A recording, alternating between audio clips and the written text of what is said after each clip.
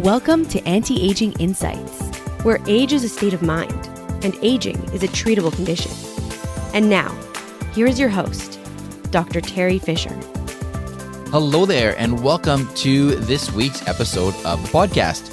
Great to have you along, and I'm excited for this because this is the first in what will be a little bit of a mini-series on the different muscles of the face that we can use neuromodulator on to help with wrinkles. Now, these won't necessarily be every single week. These are going to be interspersed throughout my other podcast episodes, particularly when I have my guests coming on for interviews. But periodically, I will be coming back and featuring one particular muscle of the body, mostly on the face, but other areas as well, that we can use neuromodulators such as Botox, Dysport, Xeomin, and Nuceiva on. And so today, we're going to kick things off with one of the most popular muscles to treat using neuromodulators, and that muscle is the one right smack in the middle of your brow, right between the two eyebrows, and that muscle is called Procerus. Now, a lot of people will not necessarily know this muscle by its name, but they just know this area of the face, and it's often referred to as the 11s. Now, it is true that Procerus does play a small role in forming the 11s, but it is also actually another muscle, the corrugator muscles, that form a large part of why we get those 11s. Today, we're going to talk about the Procerus. And I want to explain to you, first of all, what the Procerus is, how it functions without any neuromodulator on board, and then what the neuromodulator can do to help us with those wrinkles that are appearing in that region of the head. You may have also heard of this region of the head right between the eyebrows as the glabella. And this is a medical term. And practitioners use this term glabella to describe this whole area, which includes the Procerus and the corrugators. And so if you hear a practitioner saying, we're going to treat your glabella, that is the area of the face that they're talking about, right between the eyebrows. Okay, so let's get more to the Procerus specifically. The Procerus is a fan-shaped muscle. So it's thin on one end, on the lower end, and it fans out and gets wider as it goes up your face. The lower end of the muscle inserts right into the nasal bone and to the nasal cartilage a little bit as well. So right on the bridge of your nose, that's where that muscle starts at its thinnest point. And then it fans out and goes up until it is between the eyebrows, and it actually attaches just underneath the skin of this region. So that's really important to realize, is that on the lower end, it's attached to the bone of your nose, but at the upper end, it is attached to the skin. Why is that important? Well, when you think about the way a muscle works, it contracts, it gets smaller, and it pulls on various tissues. Let's take a very obvious example, the biceps. In the biceps, if someone flexes their biceps, that muscle is attached across the elbow joint. And by that muscle getting smaller, it pulls the forearm up and allows you to flex your elbow. Now, obviously with the Procerus, we're talking about a much smaller muscle, but the idea is the same. When you contract your Procerus muscle, it pulls to make that muscle shorter. Now, when you think about it, one end is attached to bone, the lower end, but the top end is attached to skin. So which end is going to move?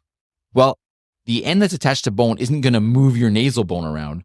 So it's the top end that's attached to the skin that is going to pull that skin down and slightly towards the middle of your face because it is fan-shaped. So it pulls down and in. And when you do that, that is what creates some overlying wrinkles. Now, when you have a muscle that is pulling down, can you guess which way you're going to get wrinkles? You're actually going to get wrinkles that are perpendicular to the force of the muscle. Because when the muscle is pulling down, it is shortening the length between the nasal bone and that skin. And if you imagine, as that skin length gets shorter, it has to fold almost like an accordion. And so those horizontal lines start to appear because the skin is getting shorter in that area, again, because of the underlying contraction of the Procerus muscle. So that is the key function of that Procerus. The way that you can appreciate that is by looking in the mirror and frowning. It's almost impossible to contract only your Procerus muscle by itself, though. And so when you are frowning, you will be contracting your corrugator muscles as well. And we'll talk about those at a later episode. But what that means is that the corrugator muscles are pulling in and they're creating the vertical 11 lines, while the Procerus is creating the horizontal wrinkles across the bridge and just above the bridge of the nose. So that's how you can appreciate that. Like I say, it's almost impossible to differentiate these muscles when we're using them functionally. And that's why oftentimes practitioners will just refer to this area overall as the glabella, because we will typically treat all of these areas at the same time. Now, how does it work? Well, neuromodulator, as I mentioned, there are lots of different brands. The most well-known is Botox. When you inject that neuromodulator into the Procerus, it helps that muscle to relax. As a result, you don't get as much contraction. As a result of that, you don't get as many folds or wrinkles in the skin because the skin is no longer moving as much. When we treat the Procerus, it is very, very easy. It is typically one injection right into the middle of the Procerus, which is just above the bridge of the nose, right in the midline of your face, a tiny needle, and there you have it. It then takes a few days for the neuromodulator to kick in, up to a week or 10 days for it to be fully functional as far as the neuromodulator goes. And then this can last about 3 months before it's time to redo the whole process. So that is a little bit of information about the Procerus muscle. As I said, this is one of the most common places to treat with neuromodulator. It probably is the most common place to treat along with the corrugators. And if you're coming in to have a Botox treatment for your face, even if it's just small doses like baby Botox, or if it's a regular dose, chances are this is one area that you will have treated. If you have questions about this, then please feel free to reach out to me. I'm delighted to chat with you about this. Reach out to me on Instagram, on my website, or through antiagingvancouver.com.